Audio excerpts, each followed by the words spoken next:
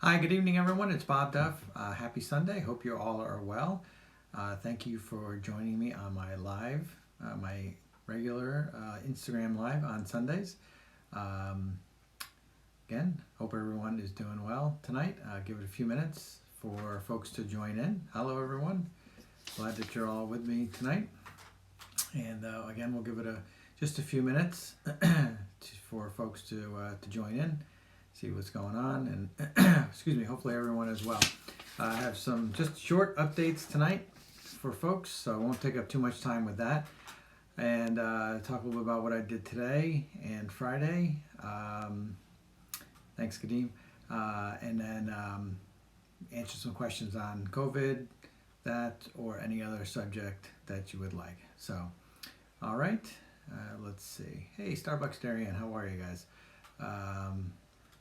Glad you're on. Okay, why don't we get rocking and rolling here? It is 7:01 right now, and I know people can watch a little bit later on if they'd like to. So as of tonight in Connecticut, there are 42,201 people who have tested positive for COVID. 481 of them are hospitalized, and that continues to be a downward trend. Now, remember, a couple weeks ago, we were over 600 or 700, so this is down at 481. This is a kind of a big deal that we're at this number, so that's a good thing. Unfortunately, we have 3,944 people who have died from COVID. In Norwalk, we have 2,008 cases. That's an increase of 3 since yesterday, and but no new deaths, which is good. Connecticut has lost 131 of our citizens here. In Darien, it's 204 cases right now. Some news, just as a reminder, that tomorrow, June 1st, can you believe it? It's June actually tomorrow. Salons and barbershops are able to open, which is a good thing. And hopefully everybody feels comfortable about people being able to go back and get their haircuts and things like that.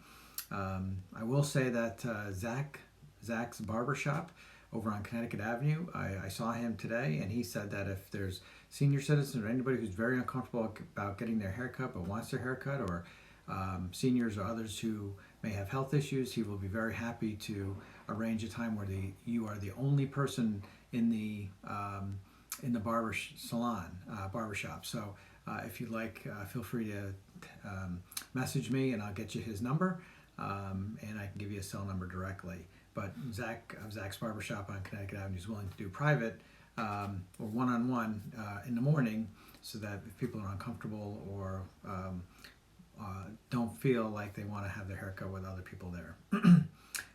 Limits on social and recreational gatherings have been increased to 10 people for indoors and 25 people for outdoors. Religious, spiritual, and worship gathering has been raised to 25% of capacity of indoor space, or a maximum of 100 people.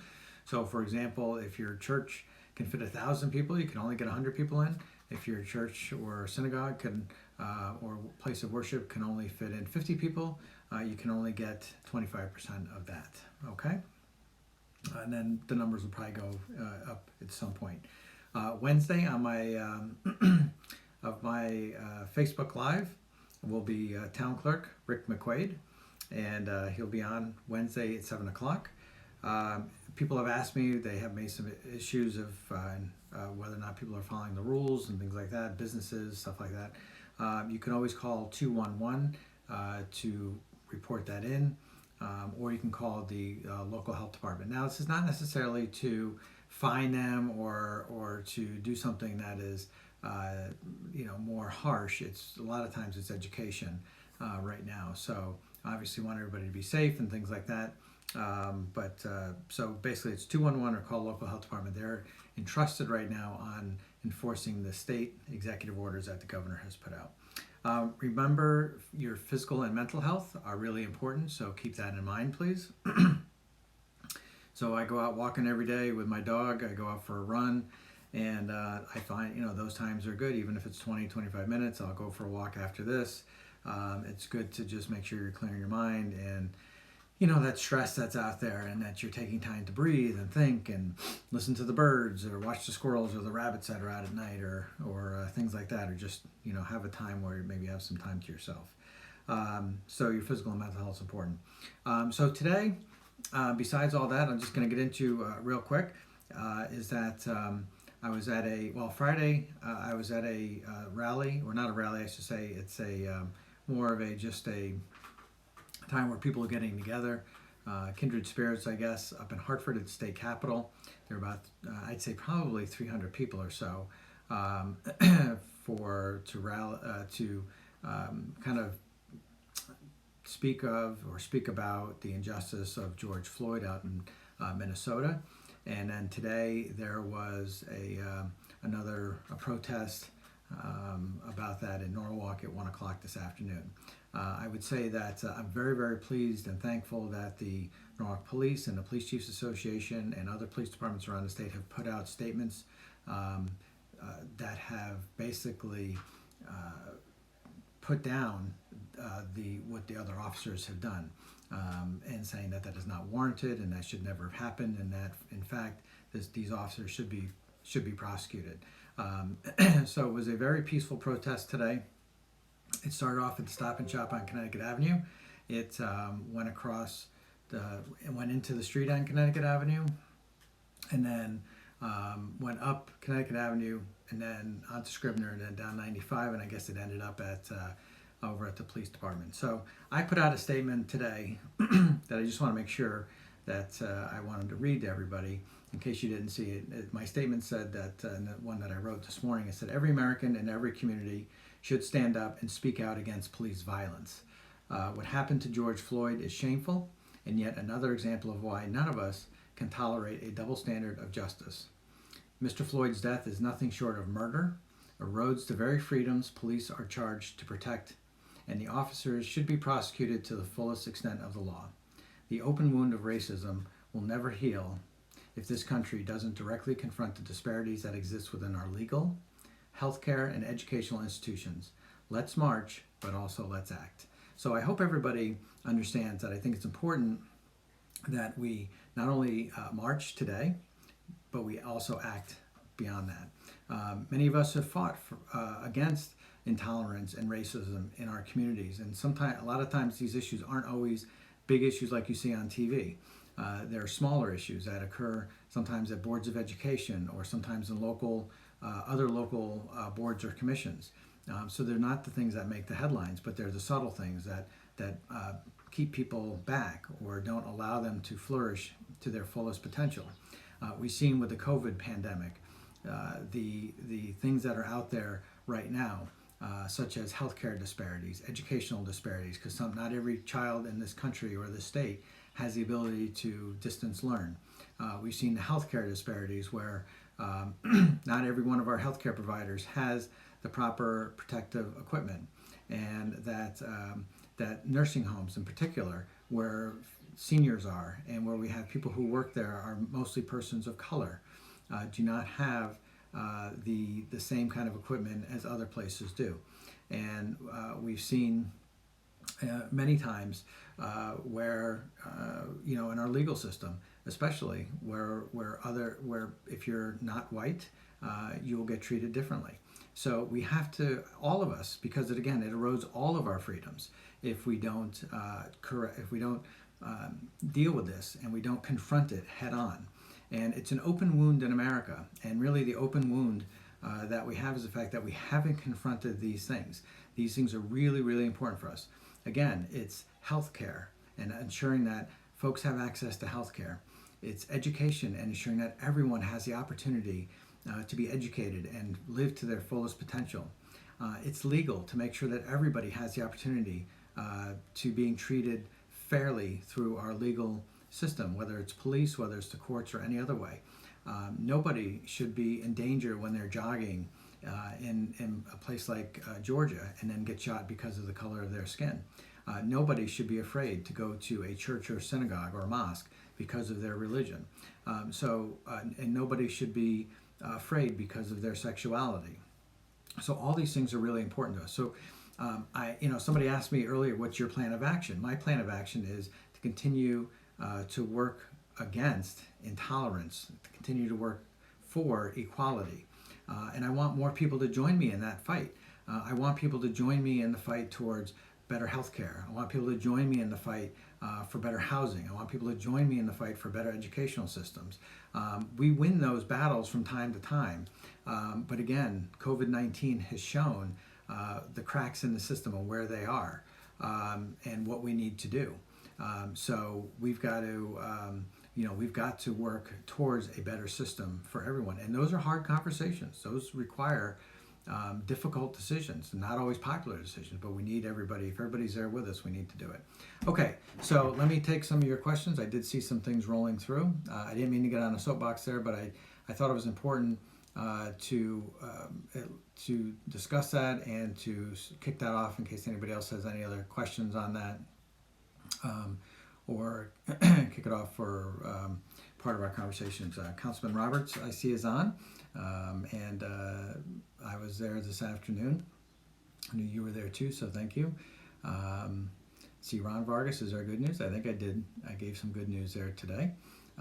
Willpower asks how many have recovered. Again, we don't have that information as to what recovery is, because recovery is a subjective term. Recovery could be that you're out of the hospital but not quite out of the woods yet. It could be recovery that you're going to need many, many months of some sort of physical therapy. So there's lots of different ways of recovered. It's not the flu. You don't just get out of the hospital and all of a sudden you're bounced back again. Anyway, so not sure. Okay, one question. This year, definitely not be able to swim on the beach. Well, let's see. At the state parks, you can swim. For each town's beaches, that's up to the chief elected official. If you're in Norwalk, then I would suggest that you go to the mayor's reopening plan, and he lists out various phases, and you can look there to see if he's going to open swimming up anytime soon at Calf Pasture Beach or Shady Beach. I don't know off the top of my head when that might be, but I would just check the reopening plan for Norwalk, or if you're not in Norwalk, for other folks, look at your town's reopening plan to see when you might be able to swim. Maybe you can now, maybe you can't, but state parks on the water, on the Sound, you can definitely swim right now. Okay. Okay, thoughts on Education Secretary Betsy DeVos for pulling funding for CT schools over transgender sports policies? Yeah, I think that's wrong. I don't think I've agreed yet with anything that Betsy DeVos has done. She is a person who does not seem to believe in equality, and she's not a person who seems to want to help folks who are who may be experiencing some differences, and and she doesn't seem to have the best interests of the poor or the middle class. So I don't think that I would support any. I haven't supported anything that she's done so far. Let's see. Brian, thank you for that. I appreciate your comments. Let's see. Good one, John. Let's see. All right. I don't see any other questions here. Is there anything else before? It's still pretty early. It's only 7:13. So I'll just see if anybody. Hi, Michelle. See if there's anybody else who has any questions at all. I'm glad people are still joining. Thank you so much. I appreciate it. So here's the thing.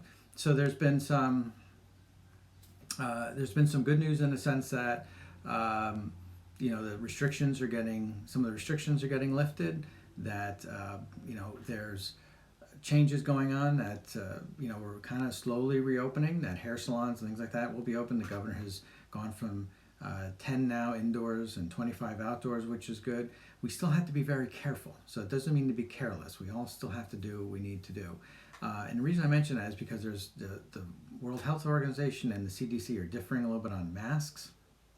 I think I would still suggest using a mask for sure. I would definitely suggest using a mask. So if you're outside walking, nobody's around, you don't need a mask. That's just my opinion. And I think that's on the CDC or the World Health Organization. But if you're going to be around people, or there's going to be people where you can't socially distance safely, you should have a mask for sure. If you're going to be getting your hair cut, you should wear a mask. If you're going to be in the store shopping, you should have a mask. If you're picking up something in a restaurant, you should have a mask. So any kind of those interactions where there's people close by, you should definitely have a mask for sure. I think it's culturally right now, we're just going to need to do it until we get to a vaccination or some other remedy whatsoever. Um, and but I think if we follow the CDC and the World Health Organization, well, the CDC guidelines, and that's a little tougher on the masks. We should be wearing it. Now, the mask isn't going to protect you from somebody else. It's helping protect. It's helping so that spores for you don't go to somebody else. So if you have a cold or you have flu or something else, that helps protect somebody else. And I think that's important. So, whether or not Sienna asks if we should have an executive order from the governor to wear a mask, yeah, I mean, that's up to the governor, obviously, to do that. I certainly ask. But I think that culturally, it's something that we should all do. I mean, you got to do it in a restaurant, restaurant workers, employees, things like that. People should be wearing a mask. There's 75% of Americans right now believe that we should be wearing a mask. There's a small group of people who somehow think that their rights are being taken away if they wear a mask. They're following the president on this, and that's not, he's not setting a good example on these kinds of things right now. So that's why I think people are listening to the governors, listening to the mayors and their state legislators as well. So anyway, I think that's where we are right now. And again, just people need to use common sense. Don't, wear a mask. Don't forget to wash your hands. And to make sure that you are being healthy. Socially distancing 6 feet from folks is really, really important, and people should be adhering to all those kinds of things. So, so anyway, so that's where we are. And again, on the on the statement that I said about George Floyd and other kinds of things that we have going on, I'm proud of the fact that we have police departments here in Connecticut that rise above and beyond what we see in other parts of the country. Remember, in Connecticut, we have different standards, and their standards are set by state. I think that there's things we could do differently or more, like Norfolk Police Department, for example. They are accredited by a national organization. I think all of our police departments should be accredited that same way. And it takes at least 6 months to become a police officer. It's not where you get a badge and a gun and then you go, like in other states. I think in here we take it much seriously. It doesn't mean we're perfect. In any of our police departments, doesn't mean our cities or our towns are perfect. But it means that I think that we have a different standard that is than other places. And I'm glad that there's the outrage about what happened to George Floyd. And I would be really shocked if that were to happen here. But I think that that's why it's important for people to protest, to speak up and speak out, and that it's really important for us to hold police accountable. They wear a uniform, they have a badge and a gun, they're there to serve us, and we need to make sure that the police officers who are hired and understand they understand what's expected of them. That this is not paramilitary. This is not some sort of a boys with toys kind of stuff. This is real life, and that again, it's more than just what's happening with the police. It's education, it's healthcare, it's the legal system in general. So all those things make for a more equal society, and that's what we should be striving for. So thank you, Jenna. I appreciate that. It was my pleasure to be there today. And so, Sienna, we ought to talk about training for police and what is happening, and look at that, whether there is enough training here in Connecticut. What could we be doing differently? There's a lot of training for example, for domestic violence. There's lots of training for autism. There's lots of training for Alzheimer's. There's various types of training for various officers, but we also should be looking at to make sure that our police have the right mindset. Now, again, there are lots of police out there who work very, very hard and do a good job for the community, and their heart's in the right place. There's always going to be, like any occupation, a small minority that doesn't do the right thing. Now, we need to, just like in any group, we need to weed them out. The problem is that they have, a weapon and a badge, so that gives them the authority. So it's why it's important to make sure that we're holding everyone accountable to do their jobs and do it in a fair and measured way, and not in a way where somebody puts their knee on somebody's neck. That's just obviously we should never stand for something like that. We also have to make sure that we are working towards a more equitable and just society as well in our communities, where we don't put up with that among citizens either. So that, all those things I think matter a lot. So anyway, I think that's it. Santa, about the LGBT flag raising ceremony in Stanford tomorrow, I don't know anything about it. I don't represent Stanford, so I wasn't aware of it. So I'm not, if you want to send me the information, if I can make it, I'll certainly try to, but I'm not aware of it. Maybe my colleague, Senator Leone, will be there tomorrow. Okay, everyone. Well, again, Wednesday night, I have Rick McQuaid, the Norwalk Town Clerk, Wednesday at 7 o'clock. I missed all of you last week for Memorial Day weekend. I hope you had a good weekend and a nice holiday weekend. And thank you again for taking your time to be with me on a Sunday at 7:21. So anyway, have a good night, everyone. Thank you so much, and we'll talk soon. Bye-bye.